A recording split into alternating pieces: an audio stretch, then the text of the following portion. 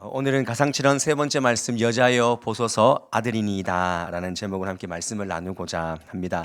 조각상 하나를 보여드리겠습니다. 르네상스 시대의 천재 조각가인 미켈란젤로가 조각한 피에타상 베드로 성당에 있는데요. 예수님의 육신의 어머니 마리아가 죽은 아들을 품에 안고 있는 그 조각상인데 자신의 무릎 위에 그 아들을 내려다보는 그 마리아의 그 심정, 그 모습 우리가 좀 느낄 수 있는 그런 부분이 아닐까 생각을 하는데, 예수님의 인간의 연약한 모든 부분들, 예수님께서 인간의 모든 죄와 연약한 부분들을 다 지셨는데 마리아는 그 성육신의 부담을 같이 짊어지신 어머니가 아닐까, 이렇게도 해석을 하는데요.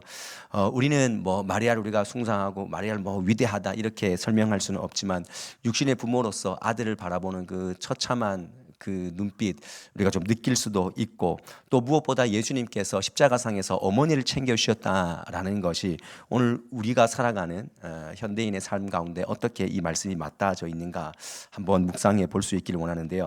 먼저 우리가 이 여인의 아픔을 보기 전에 먼저 봐야 될 부분들이 있습니다. 뭐냐면 마지막까지 예수님을 따랐던 4명의 여인이 있었다라는 것입니다. 25절 말씀을 한번 보시겠습니까? 25절 말씀 보시면 예수의 십자가 곁에는 그의 어머니와 이모와 글로바의 아내 마리아와 막달라 마리아가 섰는지라. 여러분, 이 부분을 우리가 왜 눈여겨봐야 될 대목이겠습니까? 예수님을 따르는 그 수많은 무리 가운데서 장정들, 특별히 힘있고 그 당시에 유대 사회를 뒤흔들었던 그 남자들은 없다라는 것입니다. 일부러 표기하지도 않았겠죠. 자신은 절대로 결코 예수님을 부인하지 않겠습니다라고 했던 베드로도 없습니다. 베세다 들녘에서 5천 명의 그 기적을 경험했던 그 수많은 남성네들은 어디에 갔습니까? 고침받은 병자들 중에서 예수님의 십자가 아래 과연 몇 명이나 남았을까? 오늘 우리에게 보여주는 이 한 구절 말씀은 우리에게 어떤 도전을 또 주고 어떤 위로를 하고 있는 걸까요? 그렇게 좋아했던 예수님, 십자가 밑에 서는 예수님과 전혀 상관없는 사람들로 다 돌아가게 되었습니다. 그러나 오늘 예수님 곁에 남아있는 여인들을 보십시오. 예수님의 어머니 마리아, 우리가 너무나 잘 아는 마리아, 그리고 예수님의 이모라고 표현되는데, 이 여인은 예수님하고 예수님 어머니 그 마리아랑 이제 형제지간이니까 성경에는 살로메다 이렇게 얘기를 하는데 요한의 어머니입니다. 그러니까 이모라고 표현했는데 요한복음에서 자기 자신의 엄마를 그냥 내 엄마다 하지 않고 이모다라고 표현한 것은 그 요한의 또 겸손을, 또 여러 가지 또 이유가 있었겠죠. 요한과 야고보가 형제 아니겠습니까? 그러니까 그의 어머니 마리아입니다. 그러니까 예수님과 요한은 사실 이종 사촌지간인 것이죠. 그리고 글로바의 아내 마리아가 이렇게 있었습니다. 이건 작은 야고보의 어머니다 이렇게 학자들이 보고 있고요. 그리고 마지막 막달라 마리아, 우리가 너무나 많이 들어봤지 않습니까? 막달라 마리아는 본래 7 귀신 들린 여인이었습니다. 성경에서 귀신이 들렸다라는 이 표현은요, 귀신이 그 정신 세계를 완전히 장악한 그런 상태를 말하는 것이죠. 근데 예수님을 만나고 그 모든 귀신이 떠나가고 온전해졌을 때 그는 오롯이 예수님을 따라가는 존재가 되었다라는 것입니다. 제가 방금도 말씀드렸지만 유대 사회의 중심이 됐던 그 수많은 남자들이 어디로 갔습니까? 먼저 이 고난 주간에 우리 남자들이 회개해야 될 줄 믿습니다. 강한 자가 살아남는 것이 아니라 결국 믿는 자가 살아남는 것입니다. 당시 여인들은 유대 사회에서 우리가 성경을 보면 5천 명이라고 할 때 그 5천 명은 아이들과 여인들을 뺀 숫자가 아니겠습니까? 전혀 존재감이 없었습니다. 무엇보다 그런 사회에서 예수님을 따른다는 것, 여인들이 예수님을 따른다는 것, 때로는 질타와 공격을 받을 수 있었습니다. 그런 면에서 여자여 보소서 하시는 이 예수님의 말씀이 우리가 잘 들어보면, 저는 개인적으로 오늘 이 땅에서 알아주지 않지만 묵묵하게 헌신의 자리를 지켜내고 있는 수많은 어머니들 뿐만 아니라 또 수많은 헌신자들을 향한 그런 음성이 아닐까, 저는 그렇게 한번 묵상해 보았습니다. 여자여, 여러분, 이 여자여라는 이 표현은요, 귀부인을 향해서 썼던 극존칭입니다. 그러니까 우리말로 표현하면 어머님이여 이런 뜻이 있는 거죠. 한국 교회를 지켜온 우리 어머님들을 부르는 것 같습니다. 우리 한국 교회는요, 피와 눈물, 그 어머니의 피와 눈물이 서려져 있습니다. 초창기 한국 교회에 소박받고 매맞는 여성들, 여의도 순복음교회 조용기 목사님 그 간증 설교를 예전에 막 들으면은 항상 술독에 빠져 있는 남편 때문에 힘들어하는 여인들, 그 다음에 도박에 빠져 있는 남편 때문에 힘들어하고, 여자 문제로 막 집안을 아주 막 내팽개치고 힘들게 하는 그 남편들을 다 이렇게 감싸고 다시 한번 예수님을 만나서 은혜를 알고 헌신했던 그 수많은 권사님들, 집사님들, 성도님들의 삶을 간증으로 들은 적이 있습니다. 오늘 이 음성이 누구에게도 말 못하지만 주님은 아시지요. 주님은 아시지요 하는 심정으로 살아가는 우리 모든 어머님들과 그리고 헌신자들에게 오늘 여자여라는 이 주님의 음성이 위로의 음성으로 들려졌으면 좋겠습니다. 그리고 예수님께서 요한을 주목하셨습니다. 예수님은 어머니의 눈을 주목하시다가 가만히 주시하다가 옆에 있던 요한이 있었습니다. 요한을 향해서 이렇게 말씀하셨습니다. 사랑하는 요한아, 이제부터 이분은 너의 어머니다, 이렇게 말씀하셨습니다. 여러분, 그 요청에 요한이 어떤 반응을 했습니까? 27절 마지막 구절에 보면 그때부터 그 제자가 자기 집에 모시니라, 이렇게 성경은 기록합니다. 왜 하필이면 예수님은 요한에게 자기 어머니를 부탁했을까요? 아까 제가 마리아를 쭉 설명했던 것처럼 이종 사촌 지간이기 때문에 야, 친척이니까 뭐 쉽게 맡기지 않았겠나, 학자들은 그렇게 볼 수도 있습니다. 근데 아마 사도 요한이 십자가 아래에 왔으니까, 여러분들 목요일 밤에 예수님 잡히셨을 때 제자들은 다 버리고 도망을 갔습니다. 마태복음 26장에 분명히 적혀져 있습니다. 다 도망갔습니다. 왜 제자들이 도망갔습니까? 예수님을 따르는 제자들도 체포의 대상입니다. 너희도 신문받을 수 있고 법정 위에 설 수 있는 그런 사람들입니다. 그래서 사도 요한도 도망갔지 않겠습니까? 갔습니다. 그런데 요한은 그 십자가 앞에 다시 돌아왔다는 거죠. 그 목요일 밤이 그에게는 정말 치욕스럽고 고통의 밤이 되었을 것입니다. 내가 예수님을 버리다니, 내가 이렇게 살면 되겠나 하는 마음으로 다시 한번 터벅터벅 도망의 길을 가다가 발걸음을 돌려서 내가 잡힐지언정, 내가 죽을지언정 결심하고 십자가 아래에 간 사람이 바로 사도 요한입니다. 여러분, 나중에 제가 또 말씀드리겠지만 사도 요한은 12제자 중에서 유일하게 순교당하지 않았습니다. 저는 이 말씀을 다시 한번 보면서 어떤 생각을 했냐면은, 이때 십자가 밑으로 간 것은 이미 순교를 결심하고 간 것이 아닌가.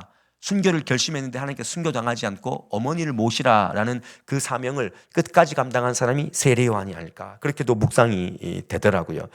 눈물이 범벅된 사도 요한이 하나님 예수님께 달려왔을 때 그는 고개를 떨구었을 것입니다. 너무 부끄러워서, 도망갔던 제자 중에 한 사람이기 때문에 너무나 부끄러워서 고개를 떨구었을 때, 그때 예수님께서 요한에게 처음에는 여자여 보소서 아들이니다, 그렇게 얘기를 했지만 그 사람이, 그 아들이 요한이 될 줄을 몰랐던 거죠. 자신 없게 고개를 떨구고 있었지만 제자 요한에게 이렇게 얘기하는 거죠. 나의 사랑하는 제자 요한아, 이제부터 이 여인이 너의 어머니니까 잘 모셔라. 여러분, 그 음성이 얼마나 반가웠겠습니까? 여러분, 내가 배신하고 도망갔다가 다시 십자가 앞에 왔는데 고개를 푹 숙이고 있습니다. 죄인처럼 푹 숙이고 있습니다. 여러분, 뭔가 껄끄러울 때, 나 저 사람하고 좀 껄끄러운데, 예를 들어서 아버지하고 아들하고 껄끄럽다고 생각해 보십시오. 그러면 아들이 먼저 말을 걸 수 있습니까? 수준 높은 아버지가 먼저 말을 툭 걸면 그 아들의 마음이 다 녹는 겁니다. 저는 아마 사도 요한이 이 어머니 마리아를 부탁했을 때 감격했을 겁니다. 너무 속으로 기뻤을 것입니다. 눈물이 글썽글썽했을 것이라고 저는 생각합니다. 예수님께서 먼저 말 걸어주시고 사명을 주시지 않았습니까? 여러분들, 고수는요 먼저 말 거는 겁니다. 여러분, 네가 말하나 내가 말하나, 여러분 그렇게 하지 마시고, 예수님의 십자가 사랑을 아시는 분은요 먼저 다가가고 먼저 말을 거는 겁니다. 그래서 그때부터 마리아를 모시게 된 겁니다. 여기에 계신 분 중에 작년에 저와 함께 이제 튀르키예, 우리 그리스와 튀르키예 이제 사도 바울의 그 여정을 따라서 함께 수홍제 순례 갔던 분들, 또 뭐 같이 갔지 않았지만 뭐 튀르키예 지역이냐 그쪽 지역을 아마 여행하고 오신 분들은 기억하실지 모르겠습니다. 에베소 지역에 가면은, 에베소 유적지에 가면은 그 사도 요한 그 교회가, 기념 교회가 거기 있습니다. 이렇게, 혹시 요 그림 기억나십니까? 이렇게 봐도 우리가 갔는데 저거 기억이 전혀 안 나는데 하시는 분들이 있으면 오늘 회개하시고, 제가 다음 사진 딱 보여주면 저기서 저렇게 사진 찍어놓고 저렇게 사진 찍어놓고 모른다 그러면 말이 아닌 거죠. 그 뒤에 기둥이 4개 우뚝 서 있는 그 부분이 사도 요한 기념 교회입니다. 이제 그림, 저거 그림 보면 자꾸 이렇게 저한테 집중 안 되니까 그림을 치워주시고, 요한과 마리아가 왜 에베소에 갔는가, 왜 터키 지역에, 튀르키 지역에 가 있는가? 그 당시에 팔레스틴 지역에 박해가 굉장히 심각했을 때 몸을 피신해서 그곳에 넘어가서 살게 된 거죠. 근데 넘어갔는데 도미티아누스 황제가 거기서 박해를 한 거예요.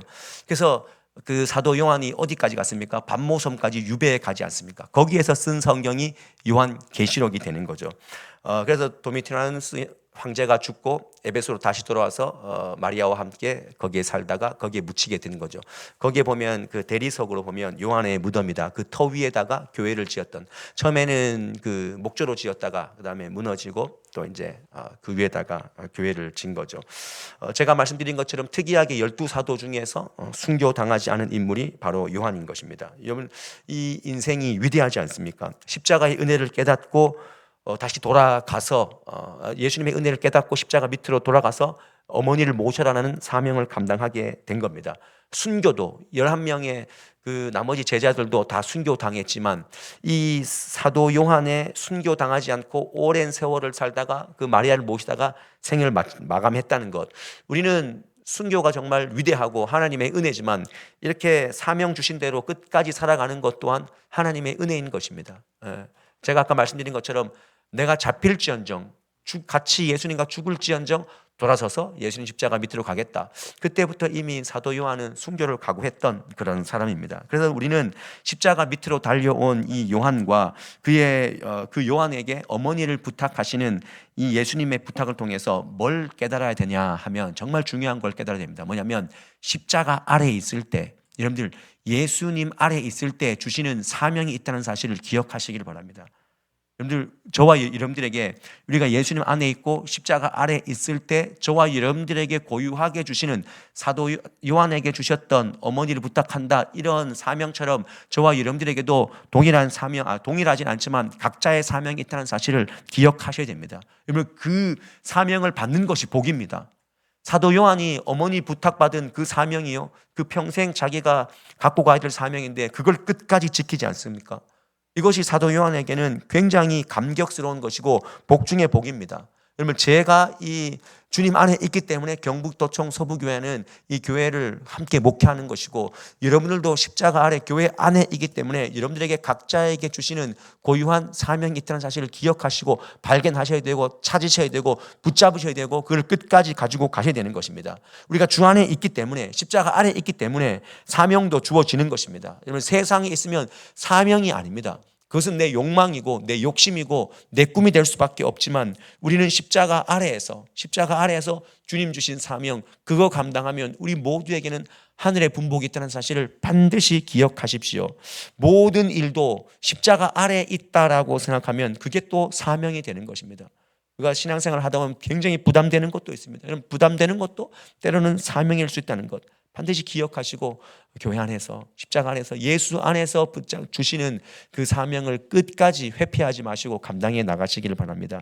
무엇보다 우리는 예수님께서 우리에게 공통적으로 주신 사명이 있다는 것을 깨달아야 됩니다. 공통적으로 우리 모두에게 똑같이, 그러니까 사도 요한에게 주신 사명도 있지만 십자가에서 사도 요한에게 주신 그 사명을 보면서 우리 모두에게 공통적으로 해당되는 사명이 있다. 그것은 뭐냐라고 할 때 우리 모두는 십자가 아래에서 묶여진 영가족이라는 사실을 잊지 말아야 된다는 것입니다.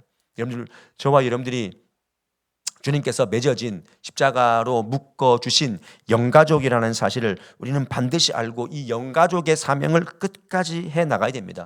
서로 돌아볼 수 있는 공동체가 되어야 된다는 것입니다. 주님께서 요청하시는 것입니다. 내가 요한에게 마리아를 부탁한 것처럼 내가 너희에게 부탁한다. 너희 예수 안에서, 십자가 안에서, 한 교회에서 한 영적 가족 공동체가 되어라 라고 우리에게 요청하시는 것입니다. 그러면 우리는 연결되고 서로 관계하는 그런 영가족이 되어야 되는 거죠. 우리 교회는요, 어른들을 잘 모셔야 됩니다. 그리고 자식된 다음 세대들을 우리가 정말 사랑하고 보살펴야 됩니다. 교회 안에서는 소외됨이 없도록 돌봄의 그런 마음들이 필요합니다. 그 삶을 추구하기 위해서 우리는 이 가족 원리, 주님께서 우리를 가족이라고 말씀하지 않습니까? 우리 육신의 가족도 있지만 주님께서 피 흘려 주셔서 십자가에서 우리를 묶어 주신 그 영가족 시스템을 우리가 절대로 놓쳐서는 안 됩니다.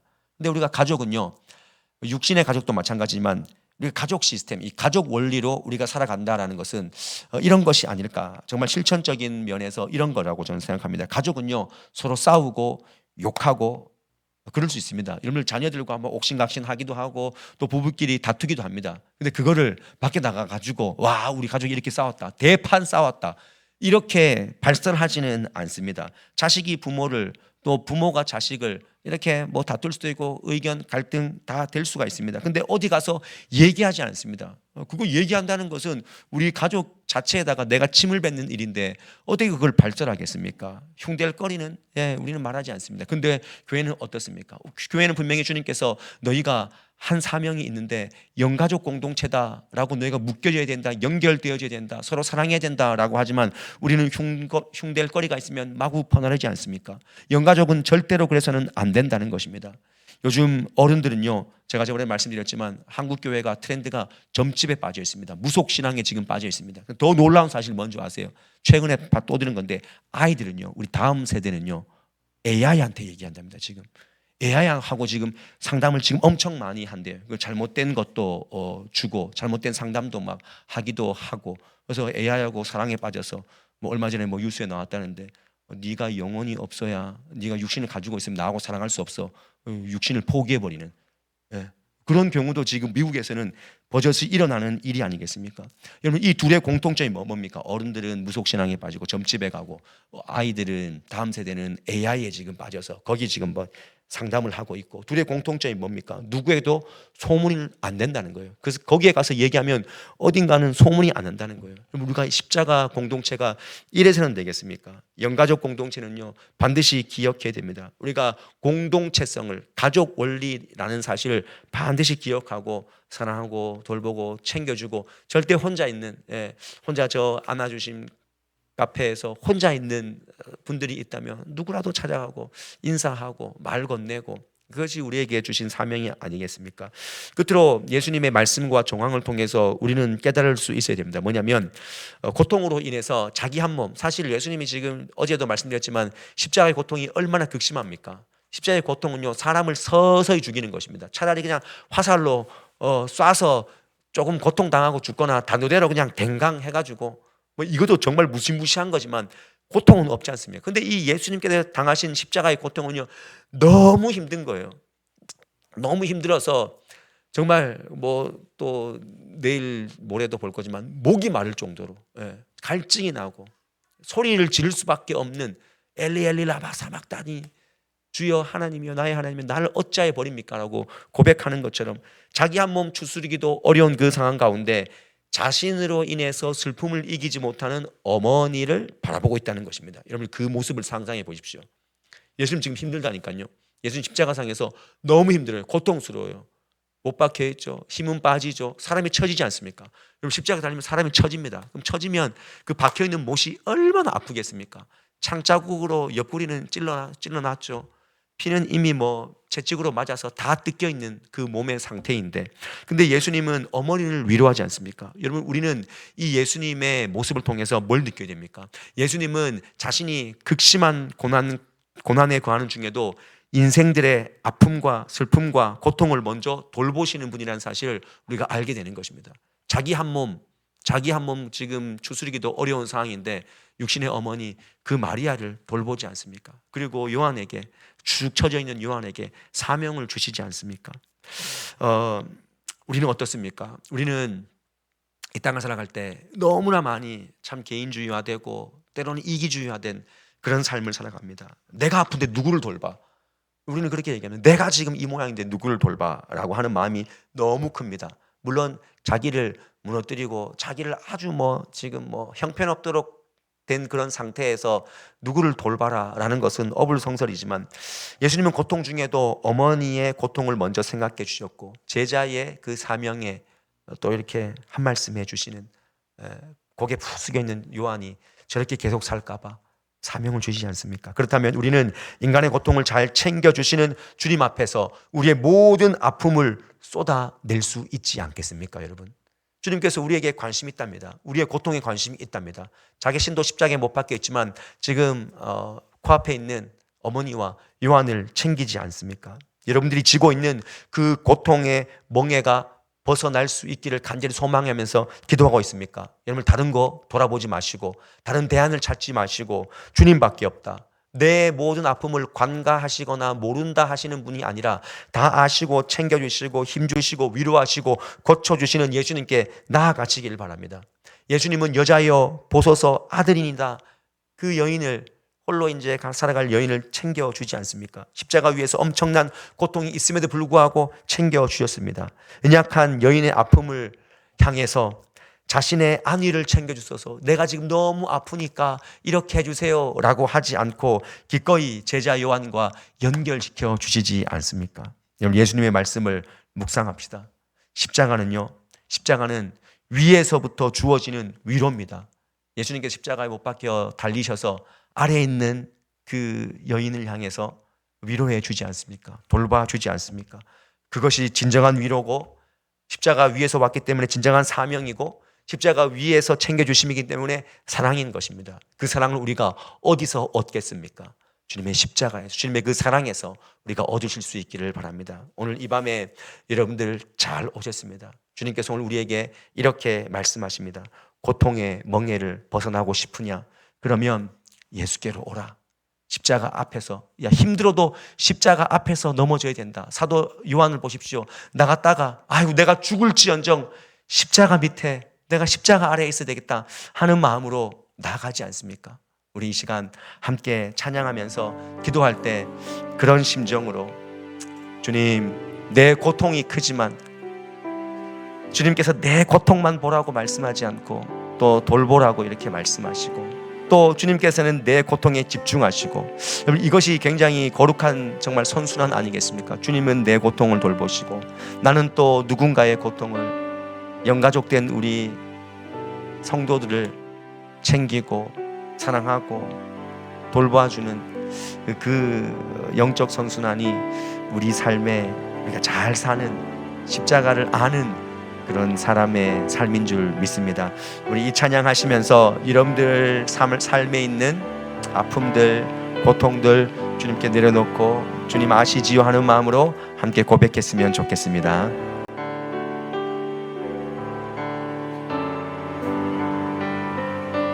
고통의 멍에, 고통의 멍에 벗으려고 예수께로 나갑니다. 자유와 기쁨 베푸시는 주께로 갑니다. 낭패와 실망 당한 뒤에, 낭패와 실망 당한 뒤에 예수께로 나갑니다. 십자가 은혜 받으려고 주께로 갑니다.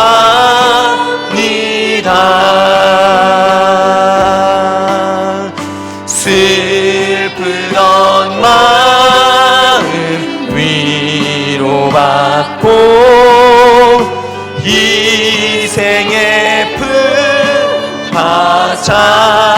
찬찬하며 영광의 찬송 부르려고 주께로 갑니다. 교만하는 마음을 내버리고, 교만한 마음을 내버리고 예수께로 나갑니다. 복 되신 말씀 따르려고 주께로 갑니다. 실망한 이 몸 힘을 얻고, 실망한 이 몸 힘을 얻고 예수의 크신 받아 하늘의 기쁨 맛보려고 주께로 가